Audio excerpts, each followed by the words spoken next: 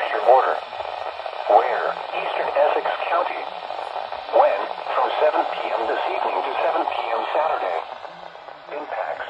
Travel could be difficult overnight and Saturday. Additional details. Snow develops around midnight and changes to rain on Cape Ann Saturday morning. The snow may be heavy at times overnight.